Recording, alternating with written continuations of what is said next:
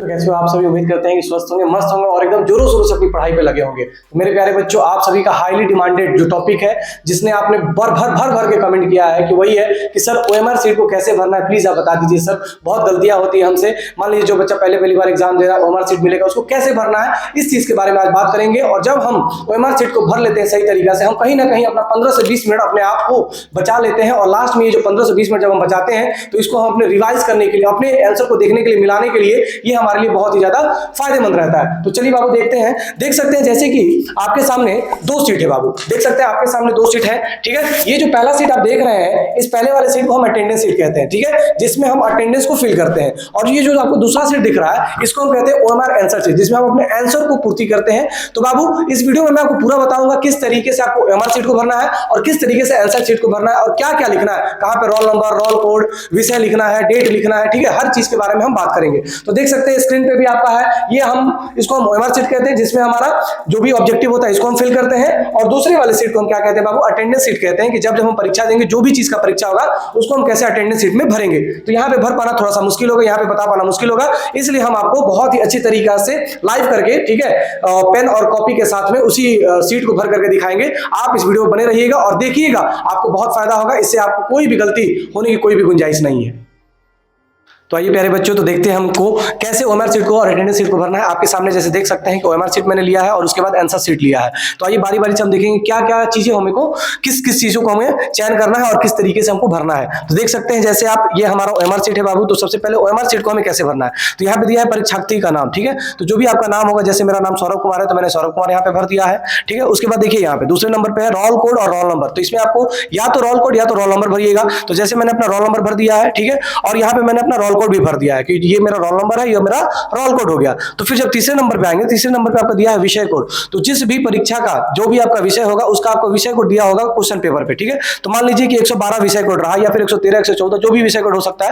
तो इस विषय कोड को हम भर देंगे जो भी हमारे क्वेश्चन पेपर पे दिया रहेगा। उसके बाद हमें चौथे नंबर पे भरना है विषय, कि जिस भी विषय का परीक्षा होगा, मान लीजिए कि 112 जो रोल कोड है वो मैथ का है, तो मैथ का एग्जाम है, तो विषय में हम मैथ्स को लिख देंगे, ठीक है। उसके बाद हम आएंगे पंजीयन संख्या। पंजीयन संख्या को हम क्या कहते हैं बाबू, रजिस्ट्रेशन नंबर कहते हैं। तो मैंने यहाँ पे अपना रजिस्ट्रेशन नंबर भर दिया है। आप अपने एडमिट कार्ड पे देखेंगे, एडमिट कार्ड पे आपका रजिस्ट्रेशन नंबर रहेगा, रोल नंबर रहेगा, रोल कोड रहेगा, ठीक है। हर एक चीज दिया रहेगा आपके एडमिट कार्ड पे। उसके बाद देखिए पाली, पाली मतलब कि आपका शिफ्ट, कौन से शिफ्ट में पेपर है। अगर फर्स्ट शिफ्ट में होगा तो फर्स्ट भरेंगे, और अगर सेकंड शिफ्ट में होगा तो सेकंड शिफ्ट में भरेंगे। तो मैंने यहाँ पे सेकंड पाली में अपना, मेरा पेपर सेकंड पाली में है, तो मैंने यहाँ पे सेकंड का लिख दिया है। उसके बाद परीक्षार्थी, परीक्षा की तिथि, ठीक है, कि जब भी आपका परीक्षा होगा, मान लीजिए मैथ्स का मैं पेपर दे रहा हूं और मैथ्स का जो पेपर है वो 17 तारीख को है, तो यहाँ पे मैं 17 तारीख दूसरा महीना 2024। तो पूर्ण रूप से आपको लिखना है कि जो तारीख होगा, जो महीना होगा और जो साल होगा, तो 17/2/2024। अब देखिए 8वें नंबर पे आते हैं। 8वें नंबर पे क्या दिया है, प्रश्न पत्र क्रमिक लिखे, ठीक है, right question booklet serial number. ये आपको कहां पे मिलता है बाबू, जब आपको आंसर शीट भरने के लिए आता है, जब आपको लिखने के लिए आता है, ठीक है,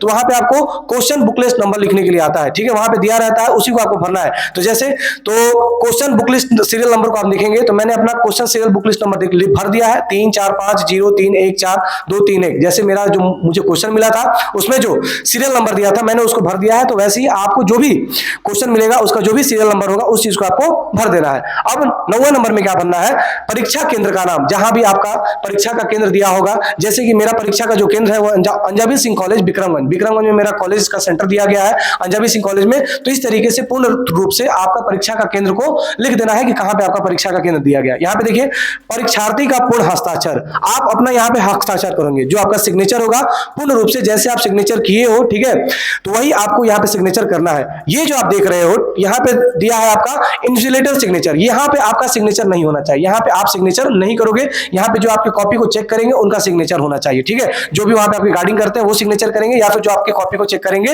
उनका सिग्नेचर होगा। अब देखिए आगे चलेंगे बाबू, आगे दिया है यहाँ पे आपको सेट का चयन कराया है। जैसे कि आपको जब क्वेश्चन पेपर मिलेगा तो आपको बहुत तरह के सेट मिलेंगे, जैसे ABCDEFGHI तक सेट रहता है। तो जो भी आपके क्वेश्चन पेपर में जो भी सेट रहेगा, मान लीजिए मेरा क्वेश्चन सेट बी है, ठीक है, तो बी को आपको यहाँ पे लिखना है और बी को यहाँ पे अच्छे तरीके से रंग देना है, भर देना है। और जब आप भर रहे हैं, ठीक है, जब कभी भी आप ओएमआर सीट को भरेंगे तो इतना बेहतर तरीका से भरना है बाबू कि जब आप भर रहे हैं तो उसको बाहर नहीं निकालिएगा ज्यादा, ठीक है, एकदम बढ़िया तरीका से आपको भरना है ब्लू या ब्लैक पेन से, ठीक है। अब देखिए अब यहाँ पे आपके आंसर सीट है, ठीक है, ओएमआर आंसर सीट है, आप क्वेश्चन पढ़ेंगे और यहाँ पे आपको आंसर देना है, यानी कि आंसर को भरना है।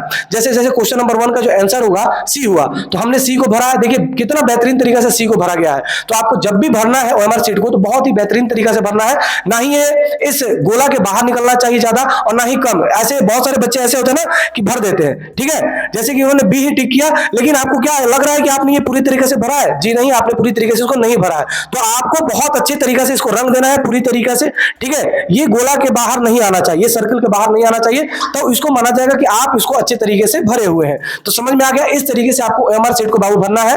नाम, रोल नंबर, विषय कोड, विषय, पंजीयन संख्या लिखना है, पाली लिखना है, परीक्षा का तिथि लिखना है, उसके बाद आपको बुक लिस्ट नंबर लिखना है, आपका सेंटर का नाम लिखना है, उसके बाद यहाँ पे आपको सिग्नेचर करना है। यहाँ पे सिग्नेचर नहीं करना, भूल कर भी यहाँ पे सिग्नेचर मत कीजिएगा। यहाँ पे आपको सेट का नाम लिखना है, जो भी आपका सेट मिलेगा ABCDEFG उसको यहाँ पे पहले लिखना है, उसको वहां से अच्छे से रंग देना है और यहाँ पे जो भी आप आंसर का चयन करेंगे अच्छे तरीके से सर्कल को भर देंगे, ना ही ज्यादा बाहर जाना चाहिए और ना ही हल्का भरा होना चाहिए, पूरी तरीके से इसको भर देंगे जिस तरीके से मैंने आपको भरा है। तो ओएमआर शीट सीख गए आप लोग कैसे भरना है।